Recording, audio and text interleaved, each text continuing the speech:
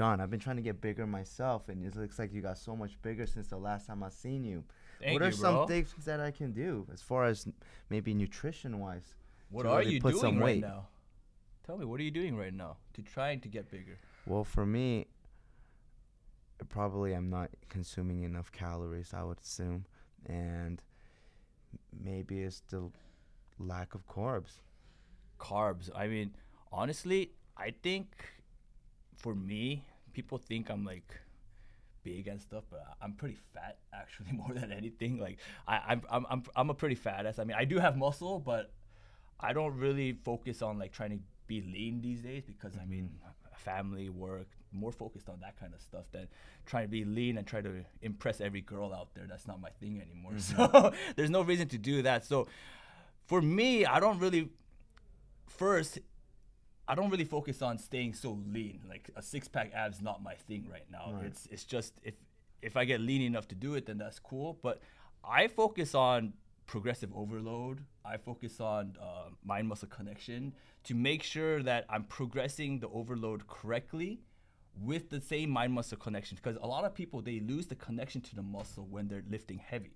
Okay. Yeah, like if you see someone like, oh, I just got a PR in a squat, they'll be like, oh, they're more happy with the PR of the squat more than when I get a PR. It's more like that whole weight. I still do the progressive overload, but it's how I feel the muscle really tense up and contract with the same weight. If I can do the same technique with the same weight or more weight, that's when I really consider it a PR. So it's not about rather than the one rep number, but how you move that. That's my thing. Like because I feel like I can get a solid 3 reps that will do more damage to my muscle than like solid a bad 8 reps. So is that something that I should be doing for all my lifts, or can you give me some I examples mean, of you're a maybe beast yourself, so like you already know what to do. It's not like I need to give you the tips and let you know on what to do.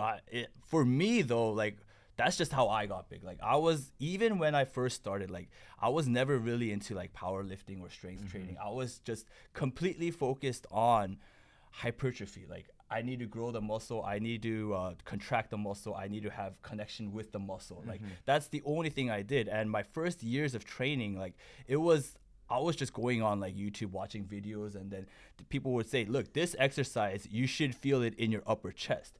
And I would try that exercise over and over and over again, but I never felt it in my upper chest. But what I did realize was when I kept practicing that movement over and over and over again, eventually I started feeling it in my upper chest. And that's where I talk about like the connection with the body, and the progressive overload has to be at the same rate. It's not like you just lift more weight, then your body will be better. I really believe you have to lift it with the same technique, same connection, everything needs to be the same. Like the rest time needs to be the same, the tempo needs to be the same, everything should be as consistent as possible when you're trying to grow, at least. Because I mean, what other variables can you really play around with? It's training numbers and nutrition numbers, right? Right. So if I also, as far as exercises, if I wanted to get bigger, what do you more recommend? Barbell movements or particular, say, cable exercises? I would say there's placements for both. There has to be placements for both. And how I do it, especially like my thing is bringing up like lagging body parts. Like if someone, I'm a bodybuilder, so I look at a physique and then I really determine, oh, this guy has weak rear delts, this guy has weak lats, this guy has weak upper chest, this guy has a weak serratus, like weak quads, weak glutes. Like the first thing I look at when I see a client or a physique is where can this guy improve on to make his physique look better. That's just kind of what my eye is trained for, because I'm a bodybuilder and that's what I do. I mean, aesthetics won't really mean much if you're a power lifter and your main goal is to lift as heavy as possible. But my thing is to create an aesthetic physique because I'm a bodybuilder and that's what bodybuilders do on stage. So my thing is to bring up lagging body parts. And to bring up a lagging body part, you need to really isolate on the muscle group with targeting different fibers because you know our muscles have different muscle fibers. There's fast twitch muscle fibers, slow twitch muscle fibers, and everything in between. And heavy lifting targets more of the fast twitch. Slow and control targets more of the other ones. So we need to be able to mix it, and there's also time under tension, which cables are great for. So I really put a mix of barbells, dumbbells, plate loaded machines, cables, and like supersets, drop sets, but not too much where you're overburning yourself all the time. But you know, that's how I grew. That's the only thing I really focused on. How about you? What? I mean, you're not a small guy yourself, so what training techniques? What's your philosophy and methods in training? I agree with all of those things as well. You know, for me particularly, I love the compound movements. When it comes to because I see a you, little you're, bit you're more like front size. squatting like a beast and doing all those Olympic lifts and stuff, right? Yes, and maybe I like that just because when I think of size, I always think of like a football player, and some of those guys, you know, they hit like a truck and they're big in size. Yeah. And a lot of these things that they incorporate are, you know, a lot of these compound movements where I mean, I think that's all they do because, like, that's exactly where I was talking about. The compound movements, if you look at power lifters or Olympic lifting, like, they use Olympic lifting, I would say, is more technical. I mean, you're the one that does it more, so you probably know better than me. But powerlifting, it's literally about like the central nervous system and how well you can lift that one rep to see how strong you are to actually perform that lift. And yeah, I love compound exercises too, and it's so fun. But one problem that I did realize for myself was if I did only compound exercises, as a bodybuilder, just like how I told you, you can't really target a smaller muscle group. That's true. Exactly how you want it to be targeted with compound. Like, let's say I'm trying to target rear delts with a barbell. Like, I could do it, probably doing like some variation of a row, but I would have to lower the weight significantly and put so much more mind muscle connection to the rear delt to even target it when I can just do cables rear delts. Yeah, so 100%. that's kind of what I feel about compound movements. And I love compound movements, don't get me wrong. Like, my first 3-4 years of training was the 5x5 program, and I actually still recommend anyone new to lifting to do the 5x5 program until you get to like a 225 bench, a 3-plate deadlift, and like a 3-plate squat minimum. Like, that's the first program I recommend, is always like a 5x5. And then what I recommend is that's when you'll start to really see where your lagging muscles are, and then that's when you have to really start tailoring your workouts to it. But I'm more of a physique looking aesthetics guy. You're more of a performance guy. What I'm interested in is, how was your experience when your performance increases? How did that visibly change in your physique and your body?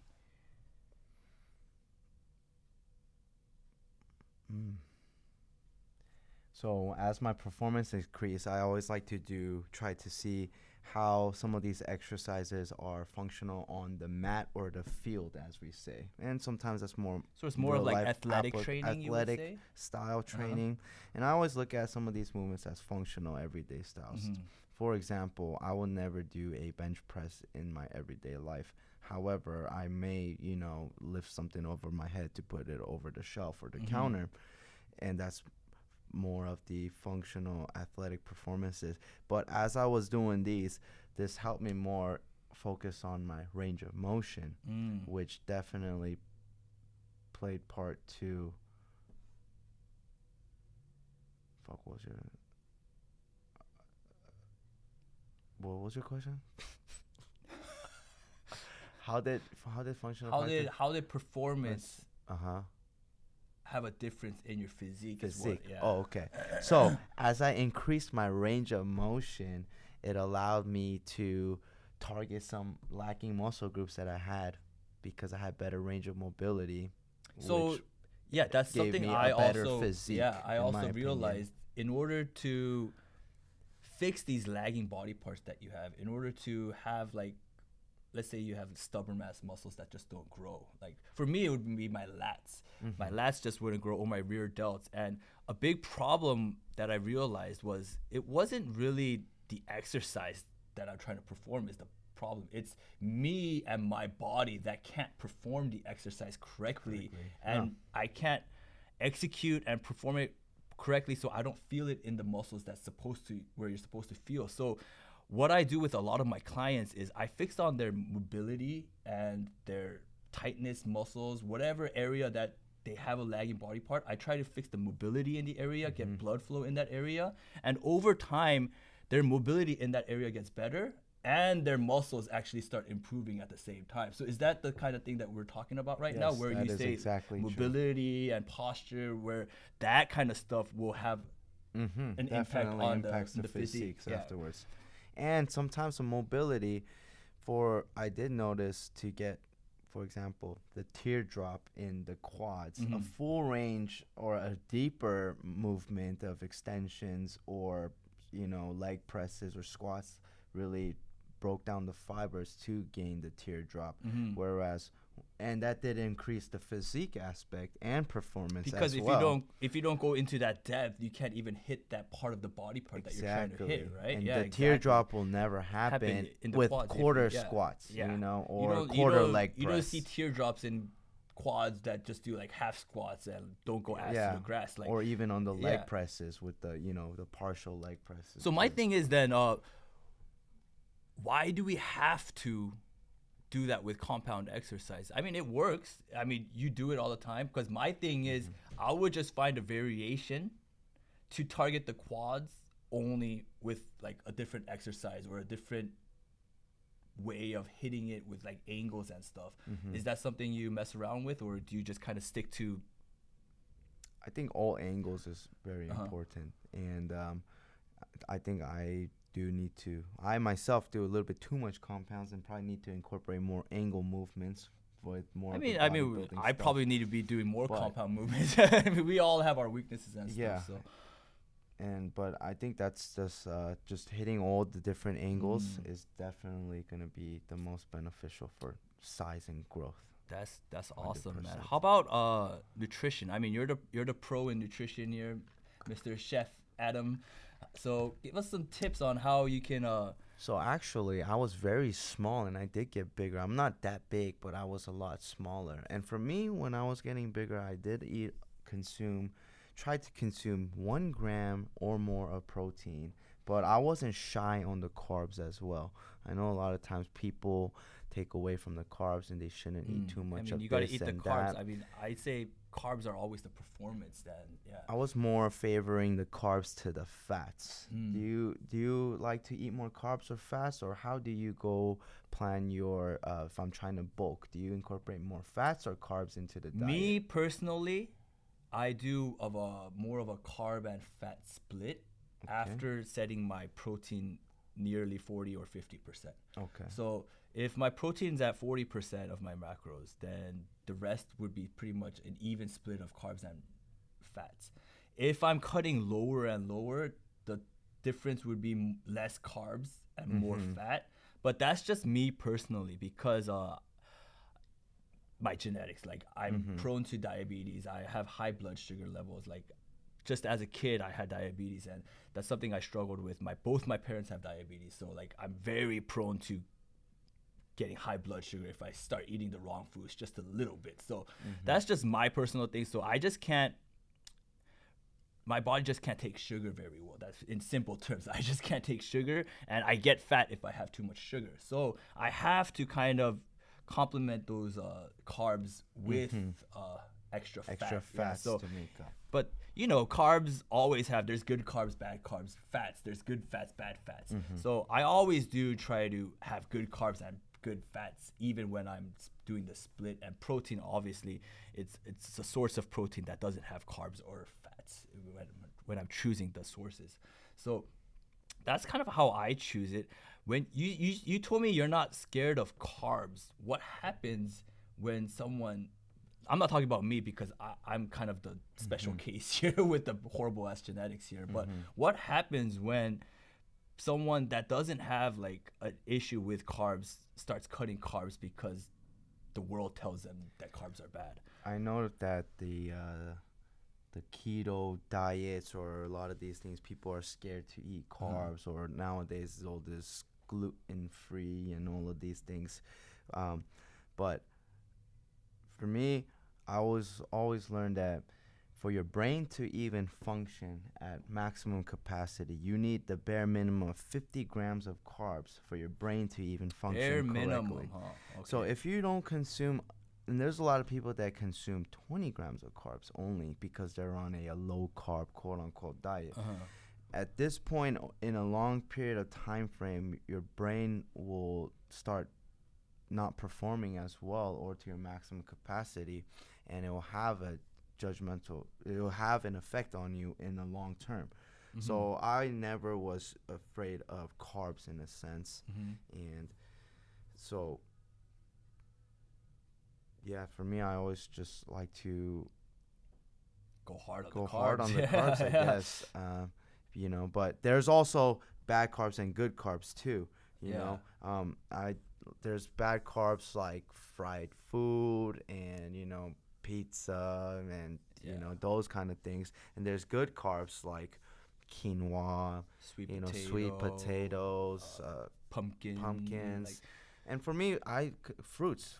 what do you think about like the paleo diet? Because that's one of the diets that I really do consider okay. Paleo diet is a diet where it's all natural. It comes from earth. Okay. That's the thing with the paleo diet. Oh, yeah, They don't care about carbs, meat. Like I know vegan is like they don't eat meat. Keto is no carbs. Paleo is strictly if the earth naturally had it 1,000 years ago, that would grow naturally from God, then you can eat it. If it's made by man, you don't eat it. So if it has what do you call it? What do you call the preservatives? Yeah, preservatives. Then it's not paleo. It's not natural. Okay. So in the fitness world, it's not natural. Like, So what do you think about that? I guess my eating style is as close to as paleo diet, Right? as Yeah. possible. Yeah. My thing is like this: if your grandmother does not know what that is, you should not eat it. And that's what it comes pretty down much to. the same analogy right now. Yeah, it's if your grandma doesn't know it, If your worry about harmony that. does not know what it Or if is, like a you thousand probably year old should not harmony eat doesn't it. know. Yeah. So, and it comes down to this, because I remember the few times I did see my grandma, she would always cook all home foods, real foods, everything was there. And I've never had to eat any packaged food or microwavable foods when I was with her.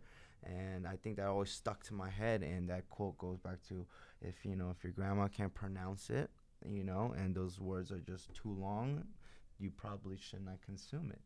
And that probably goes closest thing to the paleo diet. And I highly think that's the best possible That's way. good. For us.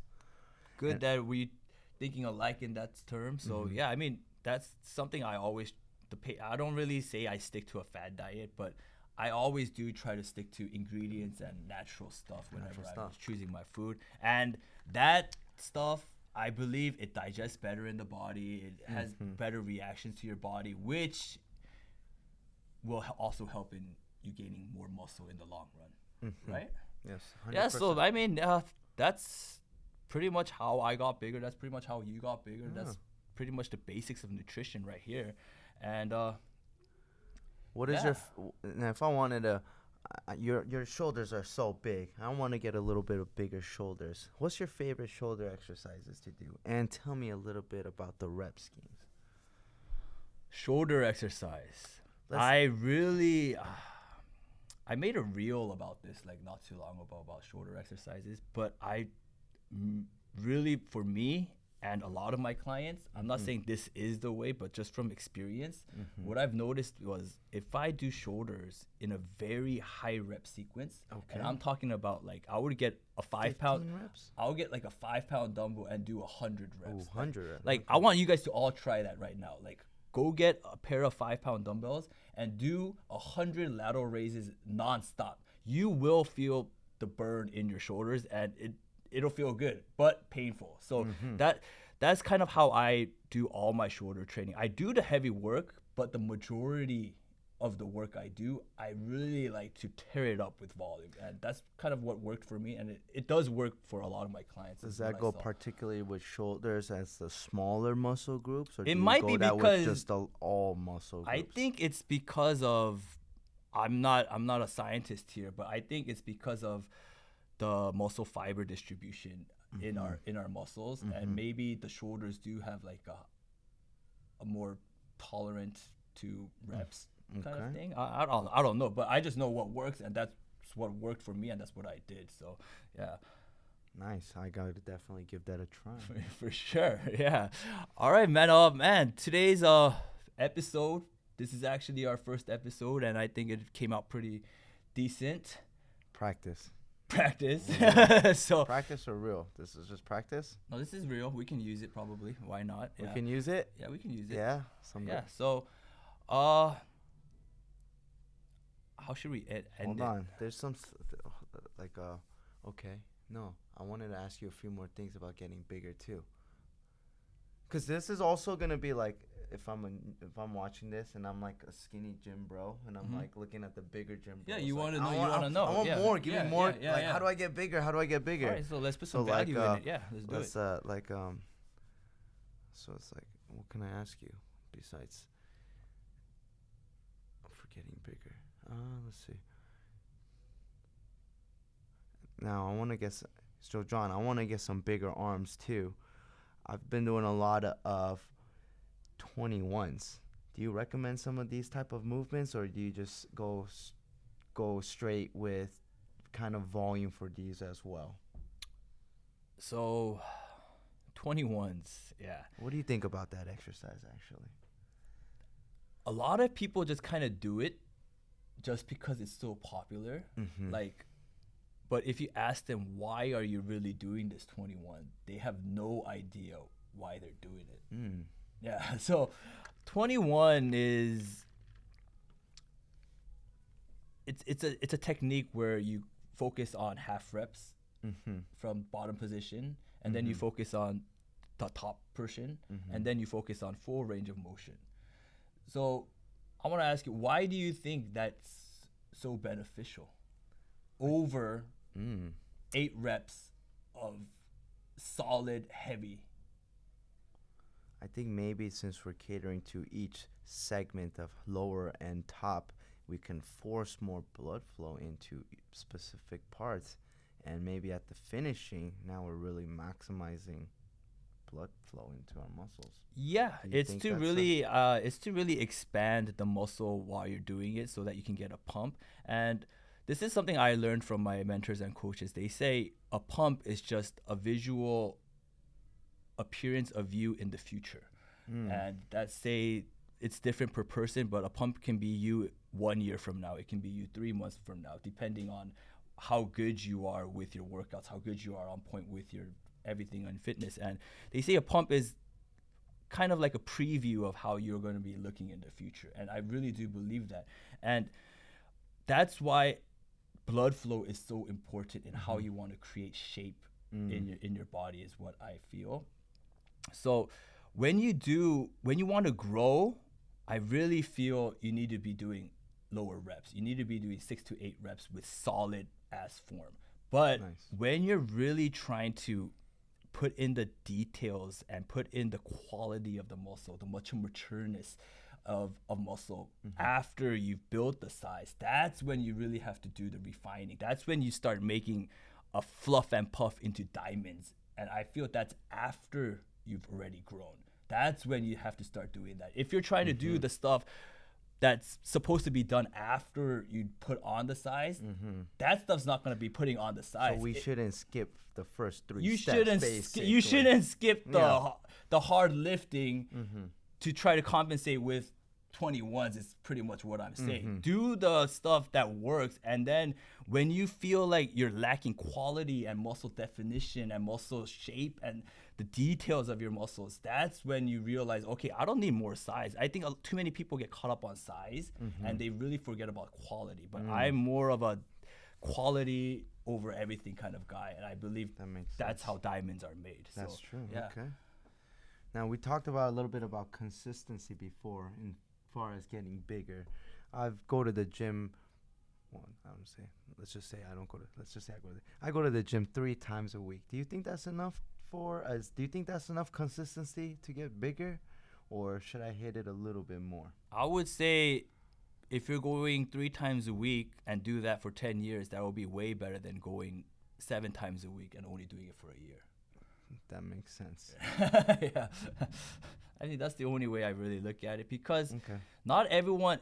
I mean, I've been lifting for 15 years now, and what I've realized is you can't stay consistent with that much same passion, same effort the whole time. And I've even had periods where I would completely not lift for like 6 months and like go into golf or get into jiu-jitsu just to completely get out of this whole thing and come back. And that's when my passion would get restarted and everything. That's sometimes you have to really take a step back to go one step forward is what I really believe. And finding that right time, finding the right mentors, finding the right knowledgeable sources to guide you at the right times, I think is crucial for growing in your fitness journey. Do you think having a gym bro or a friend that you can work out with is a make or deal as far as getting bigger? Do you recommend? Oh yeah, it? Do I you think first of solo all, work out? let's look at the benefits of having a workout partner or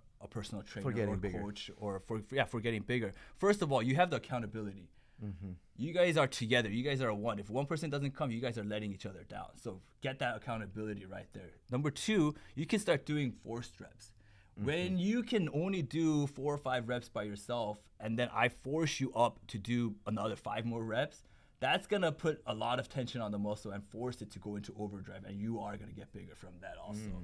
So that's number two. Number three is, yeah, you can, regardless of doing more reps, you can do more weight when you're hitting like negatives, and you have so much more open techniques that you can do to get bigger when you have someone to do it with.